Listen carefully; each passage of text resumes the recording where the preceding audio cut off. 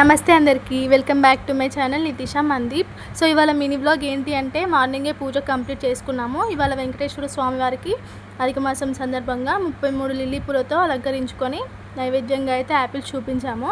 ఇంకా టిఫిన్ అయితే ఉప్పుడు పిండి చేసాము. రెసిపీ ఏంటంటే ఫస్ట్ అయితే కట్ చేసుకున్న గ్రీన్ చిల్లీస్, ఇంకా ఆనియన్స్, కర్రీ లీవ్స్, ఇంకా పల్లీలు, శనగపప్పు అయితే తీసుకోవాలి. ప్యాన్లో ఆయిల్ వేసి హీట్ అయ్యాక జీరా, ఇంకా ఆవాలు, శనగపప్పు, పల్లీలు, కర్రీ లీవ్స్ వేసుకొని బాగా ఫ్రై చేసుకోవాలి. తర్వాత red chillies and green chillies వేసి ఫ్రై చేసుకొని అవి ఫ్రై అయ్యాక ఆనియన్స్ వేయాలి. ఇవి అన్నీ బాగా ఫ్రై అయ్యాక ఒక గ్లాస్ బియ్యం పిండికి ఒక గ్లాస్ వాటర్ వేసుకోవాలి. వాటర్ మసులుతున్నప్పుడే సరిపడా ఉప్పు వేసుకోవాలి. ఇంకా వాటర్ మసులుతున్నప్పుడు పిండి వేసుకొని కలపాలి. మీకు కన్సిస్టెన్సీ పొడి పొడిగా రావాలంటే ఇంకొంచెం బియ్యం పిండి యాడ్ చేసుకోవచ్చు. సో ఇంకా బాగా మిక్స్ చేసి క్యాప్ పెట్టాలి. ఎవ్రీ 5 మినిట్స్కి కలపాలి. లాస్ట్లో 1 స్పూన్ ఆయిల్ వేసి మిక్స్ చేసి క్యాప్ పెట్టుకొని ఆఫ్ చేయాలి.